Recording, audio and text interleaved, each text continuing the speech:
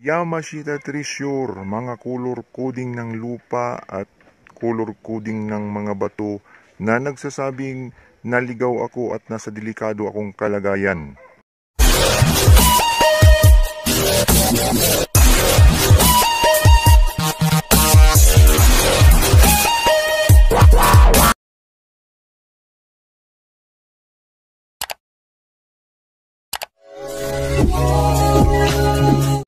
Magandang araw po sa kanilang lahat. Welcome back po ulit sa aking channel mga ka-Treasure Hunter. Magbabalik na naman po tayo upang magbabahagi na naman po ng kaunting kalaman tungkol po sa Yamashita Treasure Code na nagsasabing naligaw ako at yung mga delikado na color coding po ng lupa at mga bato. Yan po ang ating ibabahagi sa inyo ngayon. At bago yan, tayo po muna ay magpapasalamat sa lahat po ng mga sumusubaybay sa aking channel. At kung bago ka pa lang po sa aking channel, huwag niyo pong kalimutang pindutin ang subscribe button sa ibaba at ang notification bell para updated po kayo sa mga susunod kong i-upload. At bilang suporta na rin po sa aking channel.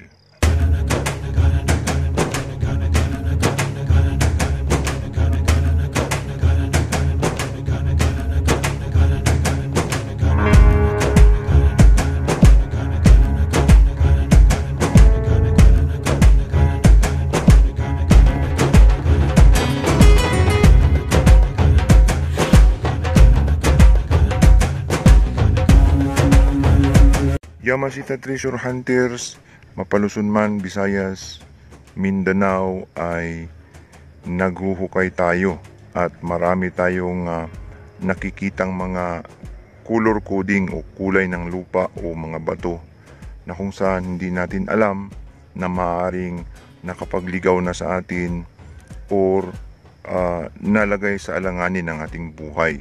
So ang atin pong pinaka-topic na pag-uusapan ngayon na ibabahagi sa inyo ay tungkol po dito sa mga kulay po ng lupa, kulay ng bato na nagsasabing nasa delikado ako or naligaw na ako.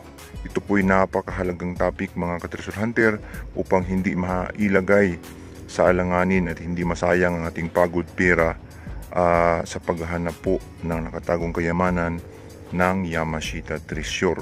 Atin pong pag-uusapan ang mga kulay ng lupa na kung saan makapagpaligaw sa atin at nailagay tayo sa alanganin yung ating buhay.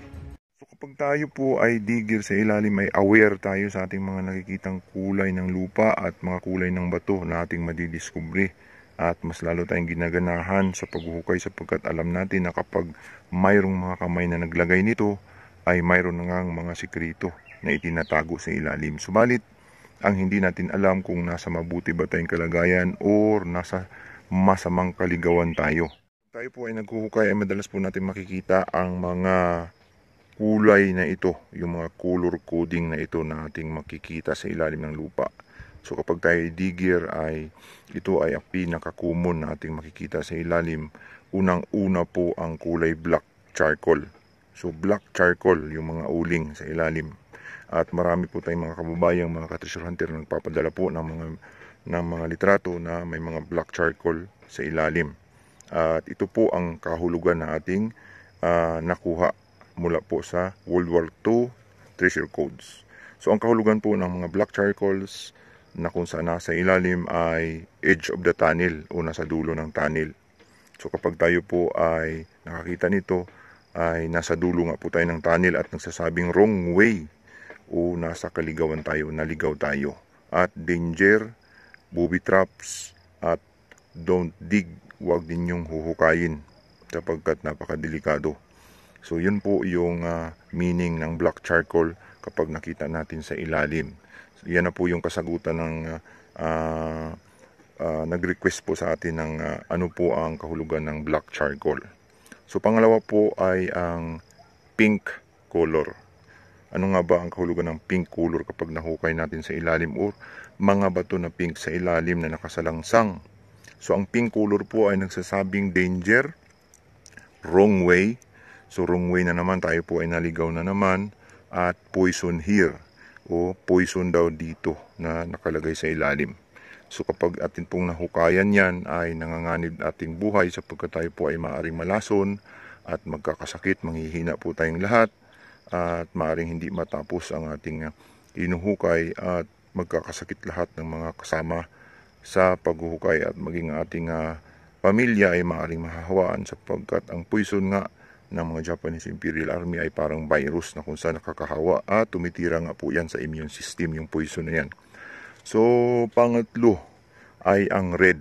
So, ito pong red ay pinaka-common at madalas po natin makikita ito sa mga Yamashita treasure sites na ating pinaghuhukayan. So, kapag tayo po ay nakakita ng red ay danger. So, alam natin na danger, ang ibig sabihin nito ay delikado at huwag na natin ipagpatuloy kapag hindi natin kaya ang ating sasagupaing panganib sa ilalim. So, red is danger. So, tandaan po natin yan. Pero may kahulugan pa po siyang iba. Ito po ay ang wrong direction. So, maaaring hindi yan ang daan para makuha ang Yamashita treasure o nasa kaligawan ka o papunta ka sa kapahamakan. At ito po ay napakadelikado kapag inyong ipinagpatuloy ang pailalim kapag makakita kayo ng mga red na mga marker sapagkat wrong direction nga ang inyong tinatahak na landas o lugar sa pinaghuhukayan. Maaring masayang ang inyong panahon, pagod, pira at mailagay pa ang buhay sa alanganin kapag nakita kayo ng mga katulad po nitong mga pulang marker o kulay ng mga lupa at bato sa ilalim ng pinaghuhukayan. Susunod po ay ang gray. So yung gray ay marami po tayong nakikita niyan. Maging ako po ay nakakahukay ng mga gray at ito ay marami sa mga ubog sa gilid ng ilog na maliliit, sapang maliliit o mga balon. So gray is danger. Be aware. So wala namang sinabi na naligaw kayo, pero gray is very dangerous at beware, ibig sabihin layuan nyo o maaring may nailagay nitong lason o bakterya o virus na kung saan naihalo dun sa mga malalagkit na gray na parang bubble gum yan. At kapag nahipo natin, be aware sapagkat ito po ay danger at nangangahulugang maaring magkakasakit ang bawat humuhukay o makakahipo dyan po sa mga gray na kulay po ng lupa na yan o parang clay. So, sunod ay ang brown mga katits. Ang brown po ay bud. So, bud daw, sabi bud or booby trap. So, tandaan po natin yan. Ano bang ibig sabihin ng booby trap? So, pag sinabing booby trap, ay mga landslide, mga water traps, batong malalaki na pangdagan sa ilalim na babagsak sa atin, o bumba sa ilalim o kung ano pa mang masasagupa natin na mga kapahamakan kapag sinabing booby traps. Pero kalimitan ay mga landslide, mga batong malalaki, tubig, malambot ang lupa at kapag humukay tayo sa ilalim ay kusang babagsak at tatabon dun sa mga naghuhukay. So yan po ang kahulugan ng brown. So black and white shaded. So may makita tayong maitim at saka naghalo-halong puti na shaded siya. At ito po ay nagsasabing going wrong way o nasa ligaw tayong kalagayan. Papunta tayo sa kaligawan o doon tayo papunta sa pagkaligaw at mauubos ang pira natin. Dinisign ito actually mga ka-treasure hunter upang mailigaw at maubos ang pira ng mga nagtitreasure, nagpipinance at mawala ng pag-asa sa paghanap po ng Yamashita treasure. So pang discourage ang mga marker sign na ito ng mga kulay po ng lupa upang ma-discourage ka, mawalan ka ng pag-asa. May nakita ka namang kakaiba, may nakita ka namang mga magagandang sign, bakit wala sa ilalim, bakit ganito? Sapagkat ang kahulugan ay hindi natin alam at hindi tayo sigurado. So ngayon ay maaaring makapagbigay sa atin ng susi upang maintindihan natin ito ng lubos. So going wrong way nga po ang black and white shaded na mga bato or mga kulay po ng lupa. So brick and red brown, yun mga bricks na red and brown, magkasama-sama sila, yung mga bricks parang mga simento, mga blocky ng mga bricks na kulay brown siya at saka red. Don't go here. So maaring mababagsakan kayo ng mga malalaking bato. So landslide din po yun. Maraming mga heart shape tayo makikita dyan sa ilalim.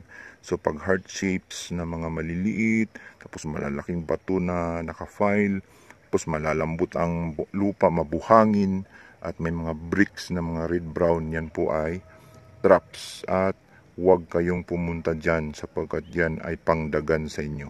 So yan po ay isa sa pinakamahalagang Yamashita treasure codes na kung saan nagsasabing nasa kaligawan tayo o nasa masamang kalagayan ng ating buhay. So napakahalaga po ang mga kaalaman na ito upang lubos nating matukoy ang kinaroroonan po ng pinagbabaunan ng Yamashita treasure. Po tayo magtapos sa atin pong pagbabahagi sa inyo mga ka-treasure hunter. Nais po nating ipaabot sa lahat po ng mga kababayan nating nagti-treasure hunting na kung saan nagpapadala po o nais pong magpapadala sa atin ng mga litrato o mga videos na kung saan kanila pong gustong ipa-decode ay ipadala lang po sa atin sa Messenger via FB page natin o sa Facebook. Yusup Yamato, yan po ang ating Facebook account at yung tinatawag na Messenger sa page po natin ay mag-PM lang po kayo at sisikapin nating ma-receive ang inyo pong mga ipinapadala sa atin. At sa lahat po ng mga nagtatanong na hindi natin nasagot at yung mga kababayan natin na kung saan nais mapansin na hindi natin napansin ay humihingi po tayo sa inyo ng paumanhin sapagkat hindi nga natin nabigyan lahat ng kasagutan sapagkat napakarami po kasi ang mga ginagawa natin at mga sinasagot natin. So hanggang dito na lamang po ang ating pagbabahagi. Sana po ay mayroon tayong napulot na namang kaalaman tungkol po sa pagti-treasure hunting. So wag po nating ilagay sa ating isipan na full career ang pagti-treasure hunting. Yan po ang aking payo. Ay gagawin lang po nating hobbies ito o laruan. Huwag nating i-focus ng full time ang ating buhay sa pagti-treasure hunting sapagkat ito pong mga bagay na ito ay puro pagsubok. Yan po, hanggang dyan na lamang po at maraming salamat po sa inyong panunood.